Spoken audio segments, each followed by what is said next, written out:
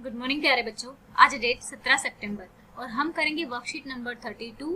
Chapter आपका चल रहा था electoral politics, book democratic politics. Class आपकी 9th है और मैं हूं आपके एजुकेटर पूर्णिमा। तो बच्चों, पिछली जो वर्कशीट थी हमारी इसी सब्जेक्ट की, उसमें हमने क्या जाना था कि इलेक्शन क्यों होते हैं और इलेक्शंस का क्या महत्व है, ठीक है, और डेमोक्रेसी में इलेक्शन क्यों होने जरूरी है, ये सब हमने देख लिया था। अब हम जानेंगे टाइप ऑफ इलेक्शन के बारे में। जनरल इलेक्शन, ठीक है, जब लोकसभा विधानसभा के, देखो यहाँ पे मैं समझाती हूँ आपको, जैसे हमारी पूरी कंट्री है, ठीक है, मैं थोड़ा सा फटाफट बनाती हूँ, मैं आपको जज मत करना, ठीक है, एक सेकेंड। मान लो हमारी पूरी कंट्री है, ठीक है, और इस पूरी कंट्री के लिए, ठीक है, जब इलेक्शन होते हैं पूरी कंट्री के लिए, जब इलेक्शन होते हैं, डायरेक्ट इलेक्शन किसके लिए होते हैं, डायरेक्ट इलेक्शन पूरी कंट्री में जब इलेक्शन होते हैं, ठीक है, तो वो लोकसभा के इलेक्शन होते हैं। राज्यसभा के तो क्या होते हैं, इनडायरेक्ट होते हैं, मैंने आपको समझाया था। तो ये पूरे देश में जब एक साथ इलेक्शन होते हैं तो वो हमारे होते हैं लोकसभा के इलेक्शन, ठीक है, और लोकसभा से चुनकर आते हैं हमारे प्राइम मिनिस्टर और एमएलए, ठीक है, सॉरी एमएलए नहीं, MPs, member of parliament. MP बोले तो मेंबर ऑफ पार्लियामेंट, ठीक है, मेंबर ऑफ पार्लियामेंट। हमारी जो पार्लियामेंट है उसके 3 अंग होते हैं, एक तो लोकसभा, एक राज्यसभा और एक प्रेसिडेंट, ठीक है। तो लोकसभा के सदस्य जब इलेक्शन होता है तो पूरा उस इलेक्शन को जनरल इलेक्शन बोला जाता है, जनरल इलेक्शन बोला जाता है। ऐसा होता है कि या तो पूरे देश में एक ही दिन, ऐसा होता है कि पूरे देश में एक ही दिन वोटिंग होती है, ठीक है, या फिर ऐसा होता है कि कुछ जगहों पर थोड़े से 1-2 दिन के डिफरेंस पे वोटिंग हो जाती है, लेकिन होती मतलब उसी टाइम पीरियड में है, तो उसको बोला जाता है जनरल इलेक्शन, जब पूरी कंट्री में होता है। अब जब इलेक्शंस जो होते हैं पर्टिकुलर एक स्टेट में होते हैं, ठीक है, अब मान लो कि हरियाणा में हो रहे हैं, ठीक है, हरियाणा में अलग हो सकते हैं और आपके दिल्ली में अलग हो सकते हैं इलेक्शन, ठीक है। विधानसभा के, वैसे तो कई बार क्या होता है, विधानसभा के और जनरल इलेक्शन और जो आपके विधानसभा के इलेक्शन होते हैं वो इकट्ठे भी हो जाते हैं, लेकिन ये पूरे एरिया में एक ही साथ होते हैं, तो इनको दोनों को हम क्या बोलते हैं, जनरल इलेक्शन बोलते हैं। तो बच्चों यहाँ पढ़ेंगे, देखो, Lok Sabha and Vidhan Sabha elections are held regularly after every 5 years। हर साल 5 साल में होते हैं in our country. After 5 years Lok Sabha and Vidhan Sabha क्या हो जाती है, डिसोल्व हो जाती है, मतलब वैलिडिटी खत्म हो जाती है, एक तरह से आप ये मान सकते हैं। उसके बाद दोबारा इलेक्शन होना होता है, ठीक है, और either on the same day or within a few days, ठीक है। This is called the general election, इसको जनरल इलेक्शन बोला जाता है।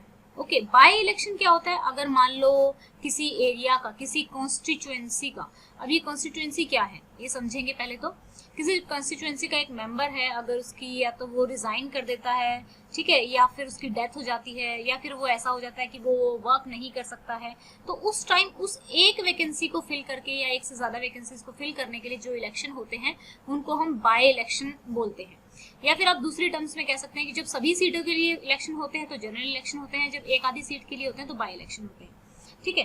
तो एक और चीज मैं यहाँ पे आपको समझाना चाहूंगी।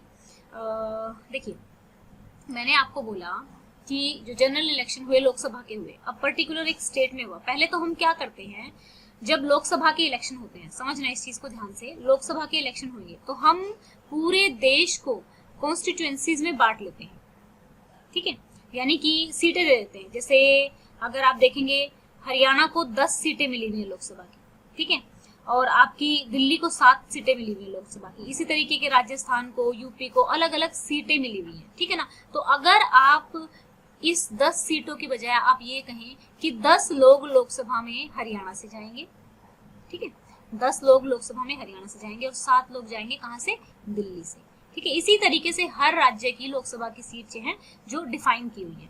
तो जब लोकसभा का इलेक्शन होता है तो इन सीटों के लिए इलेक्शन होता है। अब बात आता है विधानसभा की। विधानसभा में हम चलते हैं दिल्ली में। अब जिस तरीके से हमने अपने पूरे देश को बांट लिया था, इसी तरीके से हमने सीटों के हिसाब से दिल्ली को बांट लिया। अब दिल्ली को छोटे छोटे जब पार्ट्स में बांटोगे, एरियाज में बांटोगे, तो कितने पार्ट्स में बांटा हुआ है, ये बांटा हुआ है आपका 70 पार्ट्स में, ठीक है, 70 एरियाज में आप कह सकते हैं, ठीक है, जिनको कॉन्स्टिट्यूएंसी एरिया बोलते हैं। और ये एरिया यानी कि अब आपकी दिल्ली में इलेक्शन होंगे और इन इलेक्शंस को क्या बोला जाएगा, विधानसभा के इलेक्शन, विधानसभा या फिर state legislature, okay, sorry, state, Vidhan Sabha को इंग्लिश में स्टेट लेजिस्लेटिव असेंबली बोलते हैं, ओके। अब जो इसके सदस्य होंगे उनको बोलेंगे मेंबर ऑफ लेजिस्लेटिव असेंबली, ठीक है, LA, MLA बन गया, मेंबर ऑफ लेजिस्लेटिव असेंबली कौन हो गए, MLA, ठीक है। तो ये समझ में आया, क्या समझाया है मैंने, एक बार दोबारा बता देती हूँ। देखो मैंने ये कहा जब पूरे इंडिया में इलेक्शन हो रहे, पूरे इंडिया में इलेक्शन हो रहे हैं तो वो लोकसभा के इलेक्शन होते हैं। इंडिया को हमने बहुत सारे पार्ट्स में सीटों के अकॉर्डिंग, और ये सीटें किस तरीके से बंटवारा होता है इनका, जितनी ज्यादा पॉपुलेशन होती है उतनी ज्यादा सीटें होती हैं, ठीक है। अब दिल्ली में, दिल्ली के लिए अलग सीटें हैं, हरियाणा के अलग सीटें हैं, ठीक है। तो ये चीज होगी, आपको समझ में आया जनरल इलेक्शन क्या होता है, बाई इलेक्शन क्या होता है। इलेक्टोरल कॉन्स्टिट्यूएंसी यानी कि हमने डिवाइड कर लिया इलेक्शन के लिए अपने पूरे प्रॉपर जो एरियाज हैं उनको, ठीक है, जैसे जो मैंने आपको बताया है। तो उसमें से एक एक इलेक्शन, एक जैसे जो MP है हरियाणा से 10 जाएंगे और दिल्ली से 7 जाएंगे, ये समझ में आया कि हमने डिवाइड कर लिया। MLA इसको भी इसी तरीके से फिर हम अपनी स्टेट को भी बांट लेते हैं, ऐसी जो कॉन्स्टिट्यूएंसी है मतलब क्षेत्र बांट लेते हैं इस तरह से। अगर पंचायत में ये बंटवारा होता है तो उसको बोलते हैं, यानी कि जो म्युनिसिपल होती है द पंचायत और द म्युनिसिपल को भी हम ऐसे इसी तरीके से नीचे लेवल तक डिवाइड करते जाते हैं, तो क्या हो जाता है, उनको वार्ड्स कहा जाता है। अब रिजर्व्ड कॉन्स्टिट्यूएंसी क्या होती है, ऐसा होता है ना कि जो वीकर सेक्शन होता है, ठीक है, जो थोड़ा बैकवर्ड क्लास के होते हैं या फिर SC ST हैं, ठीक है, backward class in the sense आप ये नहीं कह सकते कि वो आज बैकवर्ड हैं, यानी कि उनको पहले छुआछूत के कारण या फिर उनको बहुत दबा के रखा गया था, ठीक है, तो उनको इसलिए वीकर सेक्शन बोल दिया जाता है। और इसलिए अब उनको पावर में आना है तो वो बड़े बड़े पैसा वालों के साथ तो भिड़ नहीं पाएंगे, तो इसलिए उनके लिए क्या करते हैं, कुछ कॉन्स्टिट्यूएंसी, कुछ एरियाज रिजर्व कर देते हैं जिनको हम बोलते हैं रिजर्व्ड कॉन्स्टिट्यूएंसी, ओके। अब बात करते हैं वोटर लिस्ट की। वोटर लिस्ट क्या होते हैं, यानी कि जितने भी लोग 18 साल से ऊपर हो गए हैं, ठीक है, उनका नाम इस लिस्ट में होता है, और जिसका नाम इस लिस्ट में होता है उसको वोटर कार्ड इश्यू किया जाता है, और जिसके पास ये वोटर कार्ड होता है वो जाके अपना वोट डाल सकता है, ठीक है। नॉमिनेशन ऑफ अ कैंडिडेट, अब नॉमिनेट कोई भी पार्टी है, ठीक है। अब मान लो जैसे मैंने ये बताया था आपको कि भाई हरियाणा का ही एग्जाम्पल ले लेते हैं, चलो दिल्ली का ले लेते हैं, आप लोग दिल्ली से हो, ठीक है। अब पहले लोकसभा की बात करते हैं। दिल्ली से लोकसभा की 7 सीटें हैं, तो अब इन 7 सीटों पे बीजेपी भी अपने कैंडिडेट खड़ा करेगा 7, फिर आप पार्टी भी अपने 7 कैंडिडेट खड़ा करेगी, ठीक है। और फिर हो सकता है जो आपकी मान लो JJP भी, कांग्रेस भी खड़ा करेगी, ये मान लो 3 पार्टी ले ली, हो सकता है 3 सीट ये जीत ले और 2 सीट ये जीत ले, ठीक है, और 2 सीट ये जीत ले, ठीक है ना। तो इस तरीके से ऐसा हो सकता है, तो वो मैंने आपको बताया हुआ है कि कोएलिशन गवर्नमेंट किस तरीके से बनती है, लेकिन कैंडिडेट अपने पूरे सब खड़े करेंगे। तो ये मतलब एक तरह से इसको टिकट देना कहा जाता है, जब वो अपने एक क्षेत्र में किसी कैंडिडेट को खड़ा करते हैं। Political parties nominate their candidate who get the party symbol and party nomination is often called party ticket, ठीक है, उसको पार्टी टिकट कहा जाता है, पार्टी नॉमिनेशन को। अब ये तो हो गया हमारा। अब ये भी बात है कि हर एक कैंडिडेट को ये डिक्लेयर करना होता है कि उसके पास कितना पैसा है, वैसे करते नहीं है वो लोग सच्ची तो। एसेट एंड लाइबिलिटी, क्या क्या उसके ऊपर कर्ज है, ठीक है, एजुकेशनल क्वालिफिकेशन कितनी है उसकी। Then the process of nomination of candidate is completed. अब पोलिंग यानी कि जिस दिन जहां पर वोट डाली जाती है उसको पोलिंग बूथ बोलते हैं। अब जिस दिन पोलिंग जो होती है, जिस दिन वोट डलती है, ठीक है, voter cast their vote to the favourite candidate on the polling booth. Once polling is over, जब पोलिंग ओवर हो जाती है तो जो EVM मशीन होती है, इलेक्ट्रॉनिक वोटर मशीन होती है, उसको सील कर देते हैं और सिक्योर प्लेस पे ले जाया जाता है, और पहले से ही एक फिक्स डेट कर दी जाती है कि वोटों की गिनती इस दिन होगी। तो उस दिन सब लोग काम छोड़ छाड़ के टीवी के आगे बैठ जाते हैं और देखते रहते हैं कि भाई कौन सी पार्टी जीतने वाली है। मेरे घर में तो यही माहौल होता है। The agents of all candidates are present there to ensure that the counting is done properly. The candidate who secured the highest number of votes to form a constituency is declared elected. जो उस constituency में सबसे ज्यादा number of vote को achieve करता है तो वो इलेक्शन जीत जाता है, ठीक है। What is the difference between, ये तो क्वेश्चन है, चलो ये क्वेश्चन करते हैं।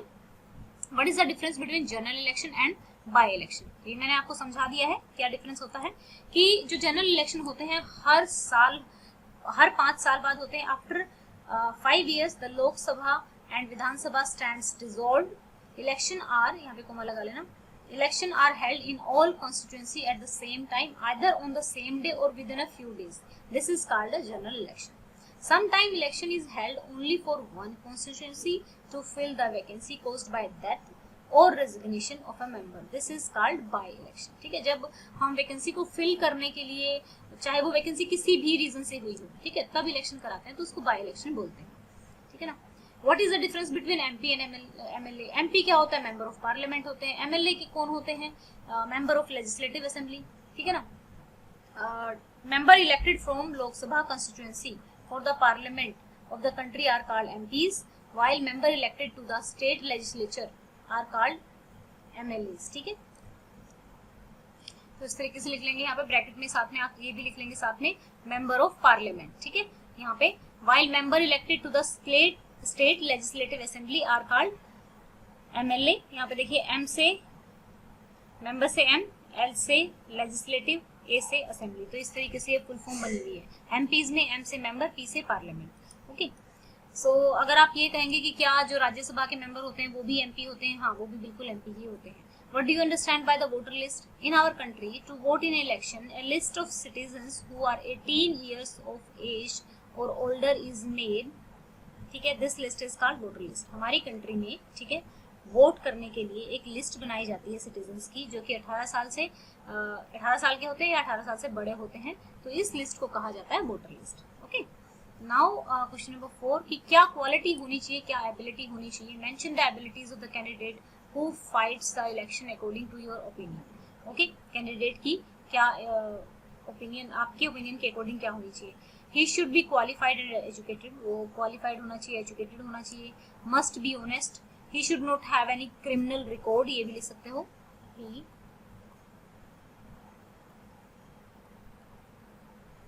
should not have criminal, ठीक है, लिखना चाहो तो अदरवाइज ये इनफ है। There should be a sense of selfless social service.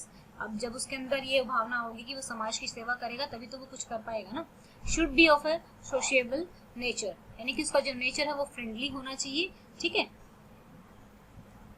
तो ये थी हमारी आज की वर्कशीट। आई होप आपको समझ में आ गया होगा कि जनरल इलेक्शन क्या होते हैं, बाय इलेक्शन क्या होते हैं, एमपी और एमएलए में डिफरेंस क्या होता है, वोटर लिस्ट क्या होती है। वैसे तो बहुत कॉमन सा टॉपिक है, आई होप आपको समझ में आ ही गया होगा क्योंकि फ्रिक्वेंटली बात होती रहती है इन चीज़ों के बारे में, ठीक है। अगर कोई डाउट है तो आप पूछ सकते हैं।